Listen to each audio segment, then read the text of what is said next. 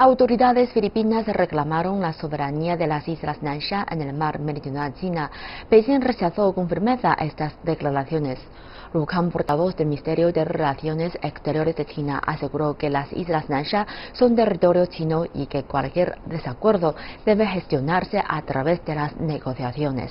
¿Sabías que China ha construido decenas de islas artificiales en el Pacífico con el objetivo de expandir su poder y su influencia en el comercio internacional a nivel mundial? Estas islas, sin embargo, no se encuentran en ningún mapa mundial y ni siquiera es posible llegar a ellas mediante transporte marítimo público. Es evidente que en las últimas décadas China ha experimentado un rápido crecimiento económico sin precedentes y que también implementa estrategias claves para posicionarse como una superpotencia mundial. En este video enfocaremos la atención sobre la influencia de China en el mar meridional a través de las islas artificiales.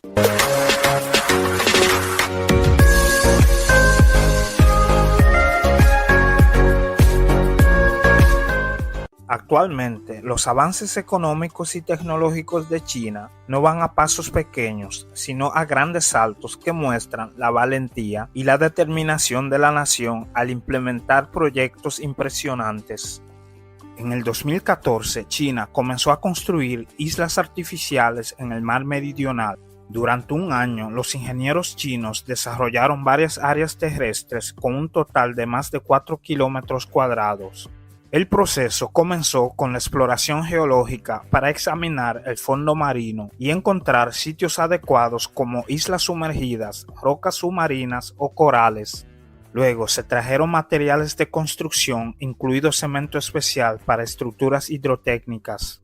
Las máquinas levantaban arena del fondo del mar y la rociaban para formar nuevas tierras.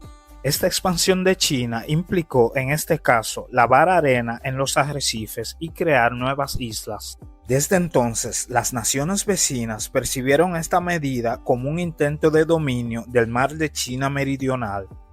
Previamente, China ya había construido islas artificiales cerca de la provincia de Guangzhou para aumentar la superficie terrestre. Pero ahora el enfoque incluye objetivos estratégicos y geopolíticos. El cómo controlar las islas Paracel, por ejemplo. A pesar de que estas islas se encuentran en un territorio neutral, sin embargo, 6 países las reclaman, entre otros Vietnam, Filipinas, Taiwán y Malasia. Esta región es esencial por ser una vía marítima internacional muy importante, a través de la cual viaja gran parte del comercio mundial, conectando el lejano oriente, el sudeste asiático, el subcontinente indio, África, Medio Oriente y Europa. Se cree que el mar de China meridional contiene importantes reservas de hidrocarburos. Las estimaciones varían, pero el Ministerio de Geología y Recursos de Minerales de China asume que podría tener hasta 18.000 millones de barriles de petróleo. Además, el mar es una fuente de alimento vital, rica en mariscos cruciales para la cocina y la economía de la región. Las actividades de China en el mar de China meridional están impulsadas por la importancia estratégica del área. Alrededor del 60% del comercio exterior de China pasa por esta región.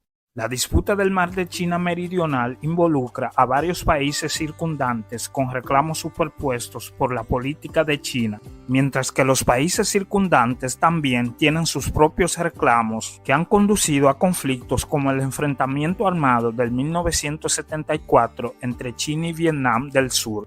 En los últimos años, China ha desarrollado rápidamente estos territorios utilizando dragado de arena para expandir las islas y construir infraestructura, incluidos aeródromos e instalaciones militares. Esta expansión tiene como objetivo asegurar rutas comerciales y fortalecer la presencia militar de China. La presencia militar de China y la creación de las islas artificiales han generado preocupaciones globales, especialmente entre países como Estados Unidos, Australia y la Gran Bretaña, que forman la alianza de la AUKUS para contrarrestar la influencia de China. Mientras continúan estas maniobras geopolíticas, el impacto ambiental, particularmente en los arrecifes de coral, es alarmante, aunque esto no se haya tenido en cuenta. Tengamos la esperanza de que las crecientes tensiones entre países no conduzcan a más conflictos en la región. Si te ha gustado este video, dale me gusta y suscríbete. Activa la campanita de notificación para que no te pierdas el próximo.